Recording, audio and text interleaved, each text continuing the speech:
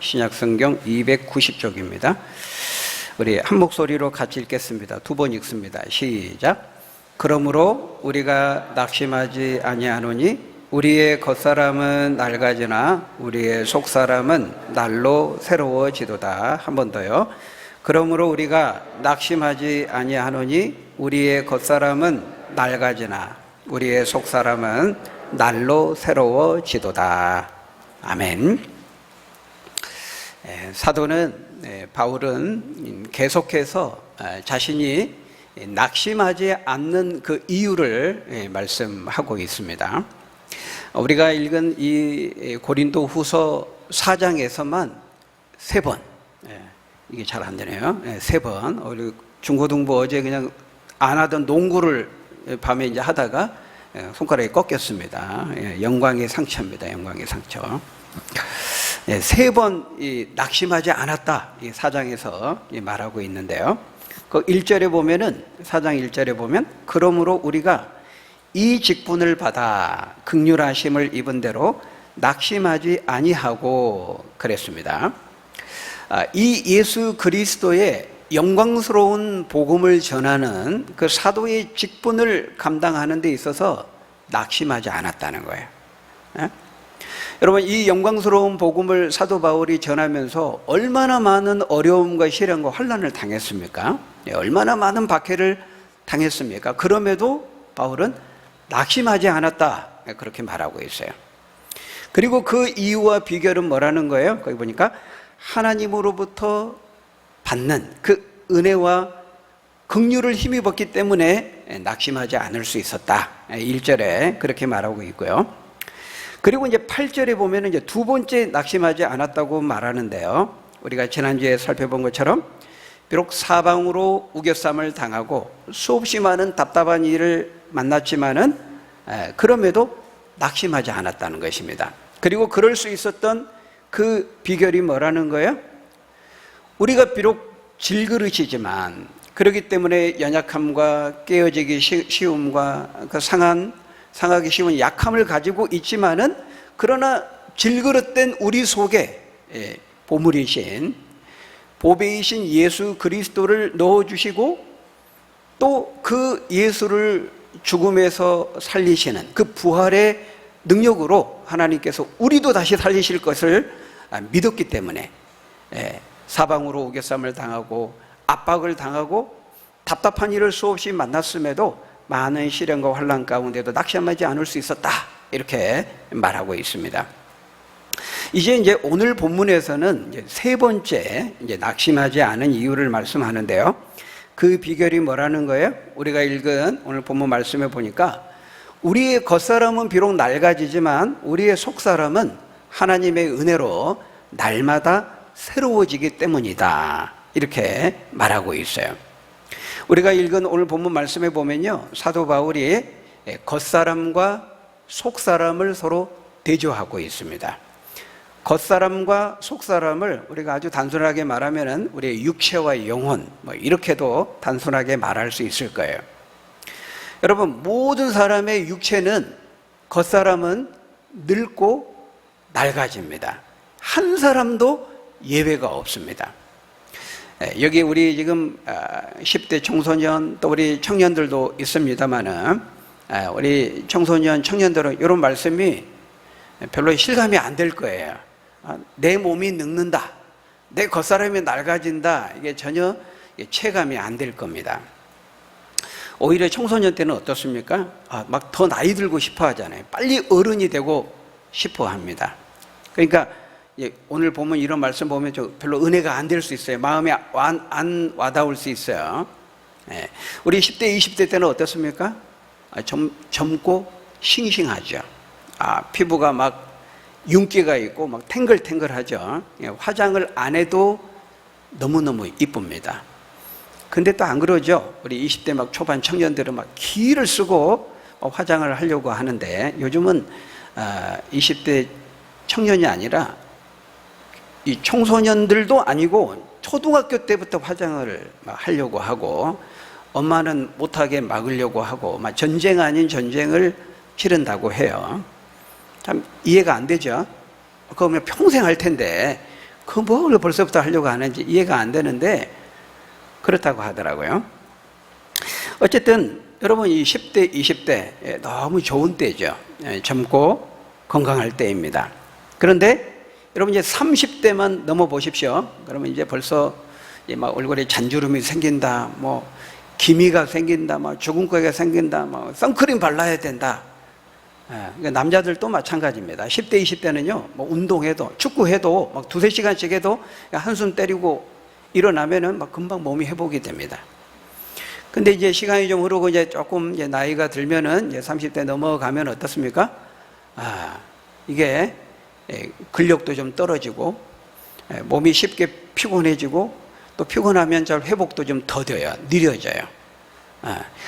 마음은 온유로되 몸이 약하도다. 그 질그릇됨을 느끼면서 절로 탄식이 나오는 거죠. 자, 이런 게 다 뭡니까? 우리의 이 겉사람, 우리 육체가 낡아지는 신호인 것입니다. 여러분, 겉사람은 시간의 흐름을 거역할 수가 없어요. 우리가 앞에 그 7절에서 우리가 다 질그릇이라고 하지 않았습니까? 우리는 모두 깨어지기 쉽고 상하기 쉬운 질그릇과 같은 존재이기 때문에요, 그 누구도 이 시간의 흐름을 거스를 수가 없습니다. 겉사람이 낡아지는 정도는 시간의 흐름에 비례합니다. 물론 사람에 따라서 어떤 사람은 참 동안이다, 조금 정도의 차이는 있지만은 그러나 뭐 50보 100보죠. 거기서 거기입니다. 그러나 어떻습니까? 우리의 속은, 우리의 속사람은 그렇지 않다는 거예요. 오히려 반대로 날로 새로울 수가 있습니다. 여러분, 우리가 그리스도인은 어떤 사람들입니까? 하나님 믿는 사람들, 성경은 여러 가지로 우리에게 설명합니다만, 오늘 본문은 주님 안에서 나날이 새로움을 체험하며 살아가는 사람들이라고 말하고 있어요. 어제와 다른 오늘을 맞이하고 오늘과 다른 내일이 주어질 것을 기대하면서 소망하면서 사는 사람들, 그 사람들이 바로 저와 여러분들, 예수 믿는 우리 그리스도인들이라고 말하고 있어요. 여러분, 내가 주님 안에 있음을 확인하고 나와 주님과의 관계가 건강한지 그렇지 않은지를 테스트할 수 있는 시금석 가운데 하나가 뭡니까? 그것은 내 자신이 매일매일 나를 새롭게 하시는, 그러니까 하나님의 은혜를 내가 매일매일 새롭게 경험하고 있느냐 하는 거예요. 하나님의 그 구원의 은혜와 그 구원의 국면에 대한 그 인식이 나날이 내가 새로워지느냐 하는 것입니다. 여러분 어떻습니까? 그러므로 우리가 낙심하지 아니하노니 겉사람은 낡아지나 우리의 속사람은 날로 새로워지도다. 여러분, 이 사도의 고백이 오늘 나에게 있습니까? 여러분 어떻습니까? 여러분이 지금 사도 바울이 이 고백을 하는 것은요, 젊을 때 한 고백이 아니에요. 노년에 이르러서 이 고백을 하고 있어요. 여러분, 사도 바울은 앞에서 그 8절에서 우리가 말씀한 것처럼 복음에 대한 그 수고로 인해서 고생을 많이 했어요. 바울은 험악한 세월을 보냈습니다. 계속해서 사방으로 우겨쌈을 당하고 답답한 삶의 상황을 만나고 이런저런 많은 시련과 환난과 핍박으로 인해서 그의 신체는 늙고 그의 육체는 노쇠해진 상태에 있었다는 거예요. 자신이 죽음을 생각하고 그 죽음을 염두에 두고 있는 바로 그런 상황에서 바울은 지금 이렇게 고백하고 있는 겁니다. 뭐라고 고백하고 있어요? 나의 겉사람은 낡아지지만 나의 속사람은 날로 새로워지도다. 이렇게 말하고 있는 거예요. 우리가 참 이 고백을 보면은 이 사도의 고백 앞에 우리가 참 부끄러움을 느끼게 돼요. 여러분, 우리는 그래도 아직 젊습니다. 젊어요. 그렇지만 여러분, 우리의 신앙도 젊습니까? 우리가 주님 안에서 패기 있는 역동적인 열정적인 그런 신앙의 삶을 살고 있습니까? 여러분 어떻습니까? 사도 바울이 노년에 이르렀는데 날로 자신은 새롭게 하나님이 부어주시는 새로운 은혜를 늘 새롭게 경험하며 살고 있다. 이렇게 고백하고 있는 거예요. 여러분, 하나님께서 우리에게 젊음을 주시고 건강을 주시고 아직까지 우리의 호흡과 생명을 주신 데에는요, 하나님의 뜻이 있고 목적이 있어요.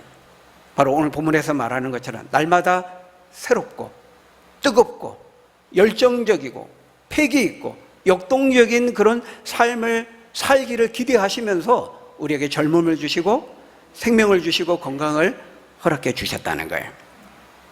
여러분, 하나님은 각 세대에 맞는 그런 신앙의 모습이 우리에게 있기를 기대하세요. 각 나이에 맞는 신앙의 특성이 함께 어우러져서 우리 교회 공동체 안에 같이 기여해서 각 세대별로, 각 나이별로 함께 기여해서 아름다운 공동체를 세워나가기를 원하신다는 거예요.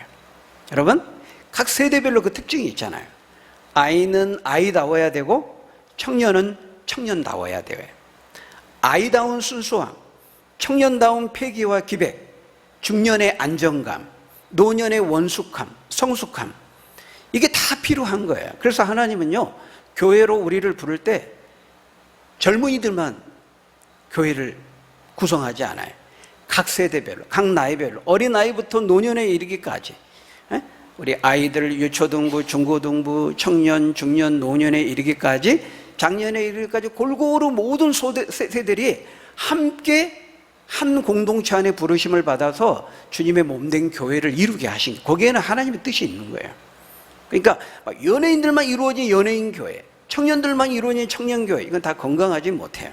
물론 대학교 안에 어떤 우리 선교단체가 있을 수 있지만은, 물론 그것도 큰 범위 안에서 보면 교회로 볼 수 있지만은, 하나의 성경을 통해서 보세요. 디모데 우리의 서에도 보면은 이 젊은이들에게, 젊은 자매들에게, 또 과부들에게, 또 늙은 분들에게 어떻게 목회를 해야 될지 각 영혼들을 다 언급하고 있거든요. 그러니까 건강한 교회는 어린아이에서부터 노년에게까지 골고루 모든 소대들이 함께 포진해 있어야 되는 거예요.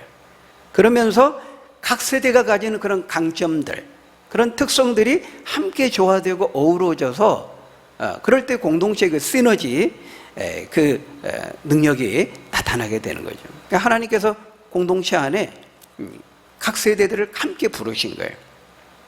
근데 여러분, 재밌는 건 뭐냐면은, 그러니까 나이가 들어도요, 육체적인 나이는 노인인데 굉장히 그 청년다운 그런 사고, 유연한 사고, 적극적이고 긍정적인 그런 마인드, 그런 것을 가진 분들이 있고요. 반대로 나이는 청년이에요. 나이는 젊어요. 근데 막 생각하는 거 보면은 막 신내가 풀풀 나는 사람들이 있어요.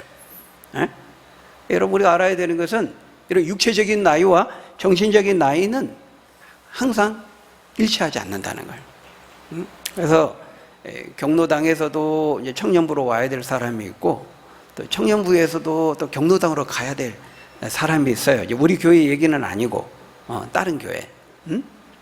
우리의 이런 정신적인 우리 영혼에 해당되죠. 우리의 믿음, 우리의 이 속사람이라고 말하고 있어요. 속사람이 젊어야 된다는 거예요. 속사람이 새로워야 된다는 거예요. 여러분, 그렇다면은 속사람이 젊은 사람은 어떤 사람일까요? 날로 새롭게 살아가는 사람의 특징은 무엇일까요? 여러 가지를 말할 수 있겠습니다만은 오늘 제가 두 가지만 말씀드리고 싶습니다. 첫째, 속사람이 젊은 사람, 날마다 새로운 신앙의 삶을 살아가는 사람의 특징은 첫 번째, 변화를 두려워하지 않는 사람입니다. 한번 따라해 볼까요? 변화를 두려워하지 않는 사람. 네. 오늘 본문에 보니까 뭐라고 말하고 있어요? 날로 새로워지도다, 이렇게 말하잖아요. 네? 날마다 새롭게 변화를 체험한다는 거예요. 네? 날마다 새로움을 체험하는 사람, 하나님의 은혜로, 새롭게 하시는 하나님의 은혜로 말미암아 새로움을 체험하고, 그래서 변화를 경험하고 변화를 두려워하지 않는 사람입니다. 여러분, 우리 믿음의 선배들인 우리 종교 개혁자들이 부르짖었던 유명한 표가 있어요. 우리 종교 개혁자들이. 그게 뭡니까? 교회는, 개혁된 교회는 항상 개혁되어야 한다. 이게 우리 종교 개혁자들의, 믿음의 선배들의 슬로건이었어요. 표였어요. 모토였어요. 여러분, 진리는 개혁될 수 없습니다. 진리는 변할 수 없어요. 변해서도 안 돼요. 여러분, 아무리 시간이 흐르고 세대가 많이 변해도요, 변해서는 안 되는 것이 있어요. 그게 뭡니까? 하나님의 말씀이에요. 진리예요. 진리의 말씀은 변할 수 없어요. 변해서도 안 돼요. 그렇지만 그 진리가 표현되는 형식과 그 진리를 담는 그릇의 모양은 항상 새로워져야 돼요. 항상 개혁되어야 돼요. 그런 점에서 우리는 늘 매너리즘을 경계해야 됩니다. 매너리즘, 틀에 박힌 거, 타성에 젖는 거, 형식주의, 의식주의, 습관주의, 이런 걸 우리가 조심해야 돼요. 예배를 비롯해서 신앙생활 전반에서 우리는 늘 우리 신앙과 삶의 기준이 되는 하나님의 진리의 말씀에 비추어서 이거는 아니다, 이거는 성경을 벗어났다, 이게 성경과 맞지 않는다 그러면은 우리는 어떤 것이든지 그걸 과감하게 바꿀 수 있어야 됩니다. 개혁할 수 있어야 됩니다. 그것이 우리 종교개혁자들 우리에게 가르쳐준 진리예요. 모든 것들은 항상 개혁되어야 된다. 성경 말씀을 기준으로 해서 바꿀 수 있어야 된다는 거예요. 여러분, 이게 우리 공동체 비전 두 번째죠. 첫 번째가 뭡니까? 예배 공동체. 주보에 있잖아요, 그죠? 엘리베이터 막 나오면 있잖아요. 첫 번째 예배 공동체. 두 번째가 뭐죠? 진리의 공동체. 거기에 제가 써놨어요. 우리의 모든 신앙과 우리의 목회적인 모든 삶의 결정들은 진리의 말씀의 기준에서 이루어져야 된다. 모든 것이 하나님의 말씀에 비추어서 잘못된 거, 어긋나 있는 거, 이탈되어 있는 거, 맞지 않는 거는 깨닫게 해주시는 즉시 그 말씀을 겸손히 받아들이고 말씀에 의해서 개혁될 수 있어야 돼요. 변화될 수 있어야 돼요. 여러분, 그 시대마다 하나님의 영광을 드러내고 하나님의 뜻을 보다 잘 나타내는 방식으로 이 진리의 말씀은 표현되어야 한다는 거예요. 우리 종교개혁자들은요, 중세의 타락하고 무기력한 로마 가톨릭 교회를 향해서 개혁을 부르짖었어요. 성경 말씀하고 너무 안 맞으니까 성경 말씀으로 돌아가야 된다, 개혁을 부르짖었어요. 아무리 오랫동안 교회 안에서 진리처럼 관행으로 여겨져 왔다 할지라도 그것이 성경에 부합하지 않는다는 것이 확인된다면 그것은 무엇이든지 누구든지 그는 개혁되어야 된다. 이게 종교개혁자들의 가르침이었어요. 그렇지만 이 개혁가들의 요구에 대해서 로마 가톨릭 교회는 교황에 의한 교회의 결정이 성경보다 더 높은 곳으로 주장하면서 이를 거부했죠. 교회가 한번 교황에 의해서 결정됐다면 그거 바꿀 수 없다는 겁니다. 여러분, 그래서요, 코페르니쿠스가 이야기했던, 갈릴레오가 말했던 이 지동설, 태양을 중심으로 지구가 돈다, 지구를 중심으로 태양이 도는 게 아니고, 과거에 이 가톨릭 교회가 수천 년 동안 그걸 주장했었잖아요. 근데 과학적으로 이게 명백하게 드러났는데도 교황이 한번 천동설이 맞다 이렇게 주장을 했으니까 바꿀 수가 없는 거예요. 그래서 언제 바꾼지 아십니까? 제가 잊어먹지를 않아요. 제가 대학 다닐 때 제가 재수해서 90학번이니까 아마 91년도 92년도 그때 신문에 대문자가 나왔어요. 교황청이 공식적으로 이제 그걸 바로 잡은 겁니다. 지동설이 맞다. 모두가 다 지동설이 맞다고 하는데 몇백 년 동안을 그 인정을 못한 거예요. 왜? 교황이 이미 천동설이 맞다고 결정해버렸으니까. 교황 무엇을. 여러분, 성경의 권위보다 인간 교황의 권위를 더 높인 거예요. 너무 잘못된 것이죠. 여러분, 교황도 우리와 똑같이 질그릇에 지나지 않는 거거든요. 연약함을 가지고 있다는 것을 망각한 거예요. 여러분, 이렇게 내가 있는 곳에서 아무 문제의식도 느끼지 못하고 가만히 안주하는 사람은 죽은 사람이 되기가 쉬워요. 자기도 모르는 사이에 점차 죽어가고 있는 거예요. 사람은 본성상 지금 여기가 좋사오니 늘 그렇게 말하고 싶어해. 변화를 싫어한다는 거야. 바꾸는 거 싫어하는 거야. 누가 이렇게 말했죠? 지금 이곳이 좋사오니 여기가 좋사오니 초막셋을 짓고. 베드로가 그랬잖아요. 예수님 따라서 산에 올라가가지고 예수님이 거룩한 빛을 내고 신령하게 변화되니까 그 종교적 체험이 너무 좋은 거예요. 주님, 제가 여기 초막셋을 지을 테니까 우리 내려가지 말고 영원히 여기서 삽시다. 예수님 뭐라고 말씀했죠? 대꾸도 안 하고 제자를 데리고 산 아래로 내려갔어요. 쓸데없는 소리 하지 말라는 거죠. 죄악에 관영하는 세상, 문제가 많은 산 아래로 내려가서 이루어야 될 사명이 있었던 것입니다. 여러분, 이처럼 사람은 본성적으로요, 이것이 좋사오니, 여기가 좋사오니, 변화를 싫어한다는 거예요. 변화에 대한 본성적인 거부감을 가지고 있어요. 바꾸는 걸 싫어해요. 우리가 이제 죄를 가지고 있는데 회개하고 변화되고 이걸 거부하는 거고, 본성적으로. 여러분, 어떤 교회에서 그 피아노 옮긴 얘기 들어보셨나요? 어떤 교회에 새로 담임 목사님이 부임을 해가지고 피아노를 위치를 옮겼대요. 피아노 위치를 여기에서 이제 저쪽으로 옮긴 거예요. 그게 잘렸어요. 피아노 옮겨가지고 잘렸어. 왜? 피아노는 항상 저기 있어야 되잖아요. 10년 동안, 20년 동안, 30년 동안 피아노는 항상 저기 있었는데 저리 옮기니까 찬양을 해도 은혜가 안 되는 거예요. 저걸 왜 옮겼지? 예배가 안 되는 겁니다. 그러니까 잘렸어요, 그 담임 목사님이. 그래서 두 번째 이제 부임한 담임 목사님이 이제 와가지고 그 얘기를 듣고 어떻게 했냐면요, 한 주에 10cm씩 옮겼어요. 10cm씩.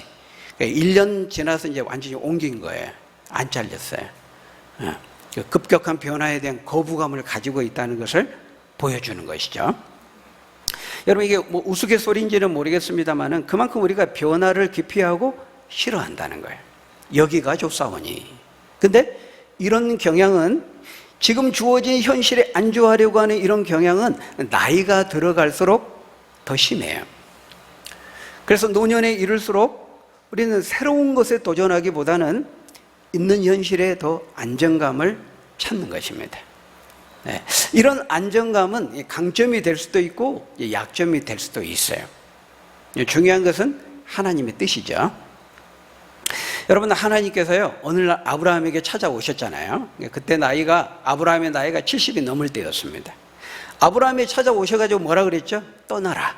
다짜고짜 떠나라는 거예요. 너 지금 살고 있는 너의 본토 친척, 너의 아비집, 정든 땅, 갈대아 우르를 떠나서 내가 너에게 지시할 새로운 땅으로 가라.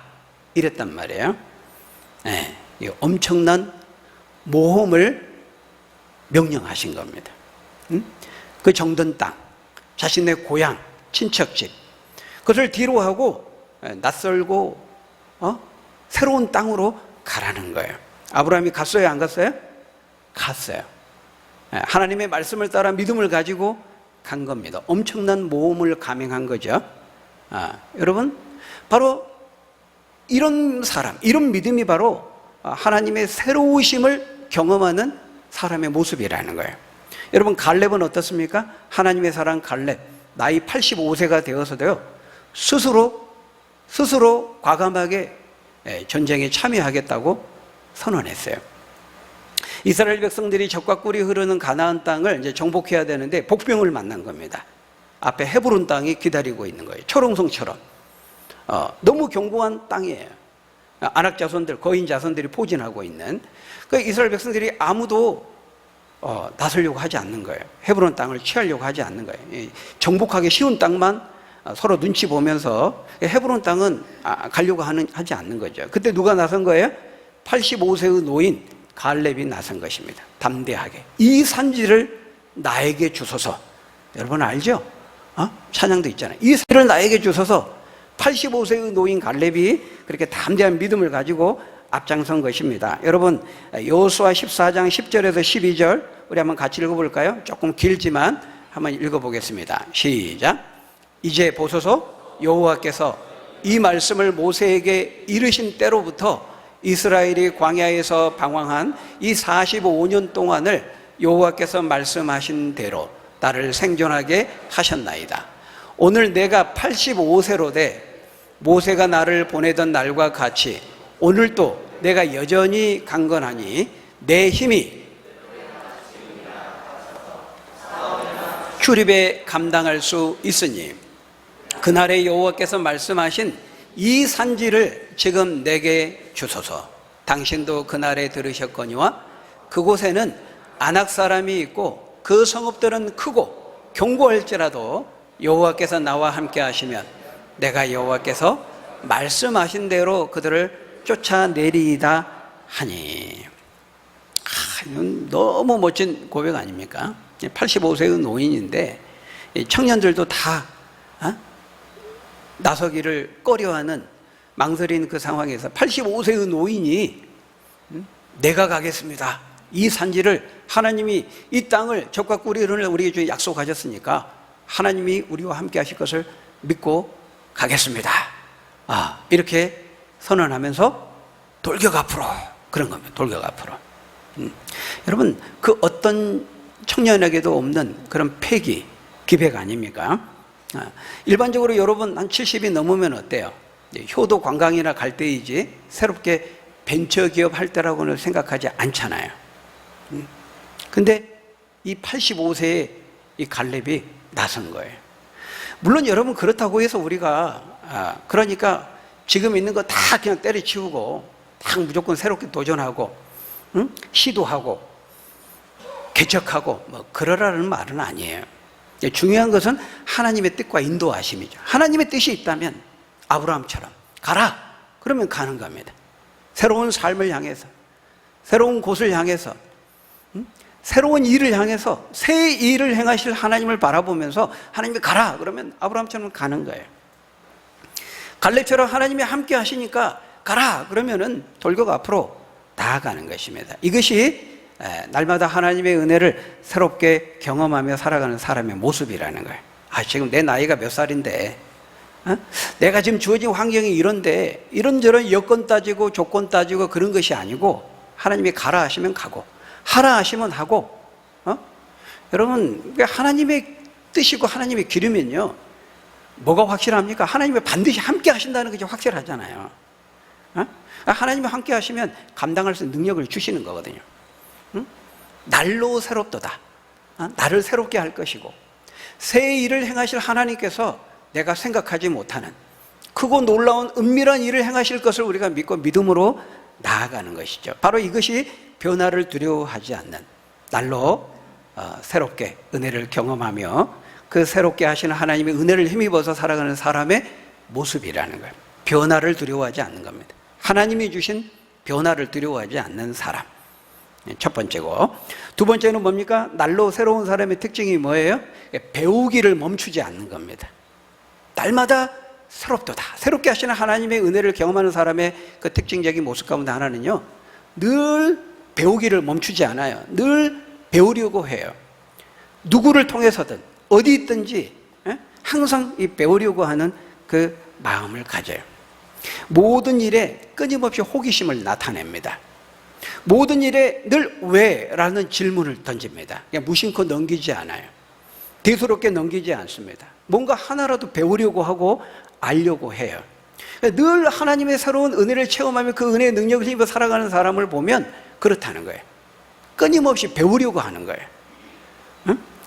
교회에 새로운 사람이 오면 그 사람에 대해서 관심을 가집니다. 그러니까 어떤 지적인 부분에서만 새로운 것이 아니라 사람과의 관계 속에서도 호기심을 나타내고 알고 싶어 하고 관심을 가지는 거예요. 근데 여러분, 이게 그렇지 않는 사람은요, 귀차니즘에 걸려가지고 다 귀찮아요. 의욕이 없어. 뭐 배우려고도 하지 않고, 뭐 읽으려고도 하지 않고, 알려고도 하지 않고, 뭐 그런가 보다. 관심이 없는 거예요.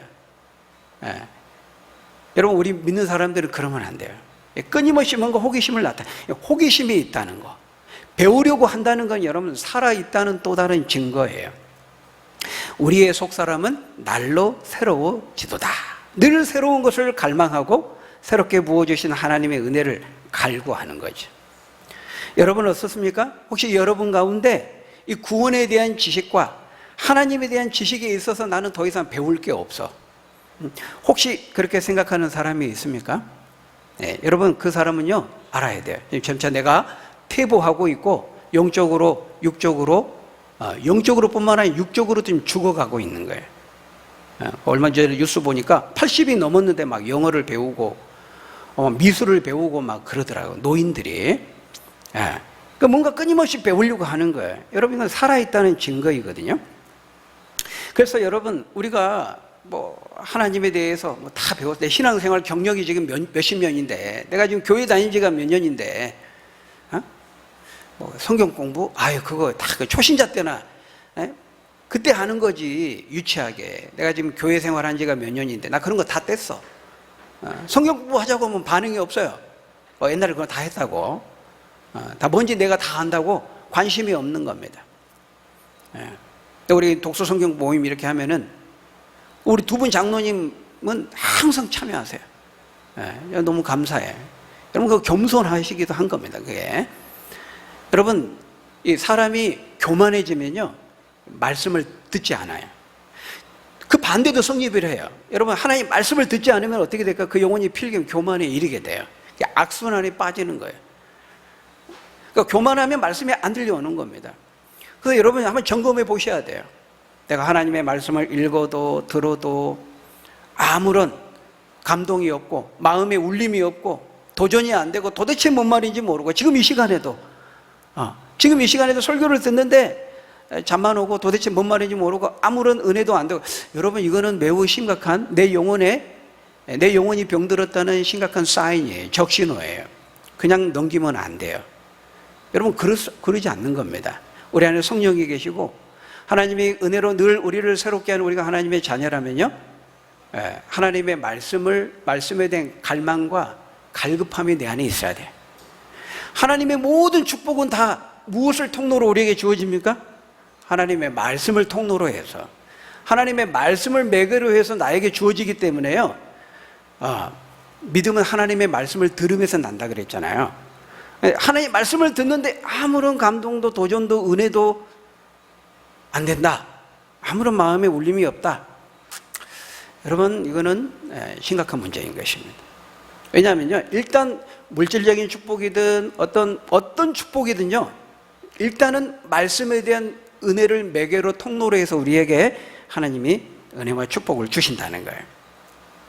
그래서 하나님의 말씀을 배우고 진리를 배우고 교리를 배우는 일에 있어서 권태로움을 느끼고 실증을 느끼고 아무런 갈급함이 없다, 이거는 문제가 있는 겁니다. 하나님이 계속 지금 사인을 주시는 거예요. 빨리 영적인 예민함을 가지고 알아차려야 되는 거예요. 지금 내가 영적으로 지금 뭐가 문제가 있구나, 내 상태가 지금 건강하지 못하구나, 이 사인을 얼른 우리가 알아차려야 되는 거예요.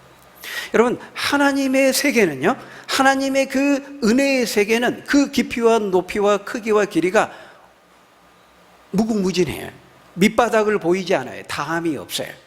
근데 사람마다요, 하나님의 그 세계에 대한, 은혜의 세계에 대한, 그 진리의 세계에 대한 크기와 높이와 길이가 어떠한지 사람에 따라서 그 아는 정도가 다 다르거든요. 그러니까 사도 바울은 한 100으로 잡으면 한 60% 알고 갈까요? 갔다고 할까요? 우리는 얼마나 알고 갈까요? 사람마다 다 다른 겁니다. 하나님의 진리의 세계, 은혜의 세계는 다함이 없어요. 밑바닥을 보이지 않아요. 그래서 우리가 한평생을 다 바쳐서 읽고 연구하고 배워도요, 하나님의 세계는 다 알 수가 없습니다. 그래서 로마서 11장 33절에서 바울이 뭐라고 그랬죠? 깊도다 하나님의 지혜와 지식에 부유함이요 풍성함이요, 우리가 그의 판단을 헤아리지 못할 것이고 그의 길은 찾지 못할 것이로다, 이렇게 말했잖아요. 여러분 베드로를 통해서도요, 베드로서 3장 18절에 보면은 우리가 구주 예수 그리스도 그 은혜와 그를 아는 지식에서 끊임없이 자라가라고 말하고 있어요. 끊임없이 배우고 성장하라, 그렇게 말하는 거예요. 여러분 에베소서 4장 13절 15절에서도요, 우리 한번 같이 읽어볼까요? 시작. 우리가 다 하나님의 아들을 믿는 것과 아는 일에 하나가 되어 온전한 사람을 이루어 그리스도의 장성한 분량이 충만한 데까지 이르리니. 하나님이 우리가 원하시는 것은 온전한 사람, 성숙한 사람, 그리스도의 장성한 분량이 충만한 데까지, 그 수준까지 이르기를 원한다는 거예요.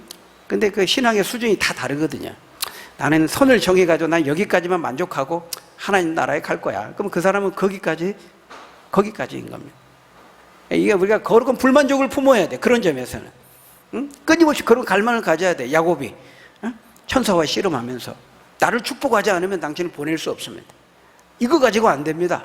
그런 열망과 갈증이 있는 거죠. 성숙한 사람이 되기 위해서는 뭐예요? 하나님을 믿는 것과 아는 일에 하나가 되어야 된다는 거예요. 아는 거 중요합니다. 물론 인격적인 알을 말해요. 단지 지식적인 것만을 말하지 않지만 하나님의 말씀을 듣고 읽고 연구하고 배우는 것은 기본 바탕이 되는 겁니다. 그래서 우리가 하나님의 말씀을 배우고 알고자 하는 것, 그 말씀에 대한 사모함, 갈증, 기갈, 너무 중요한 거예요.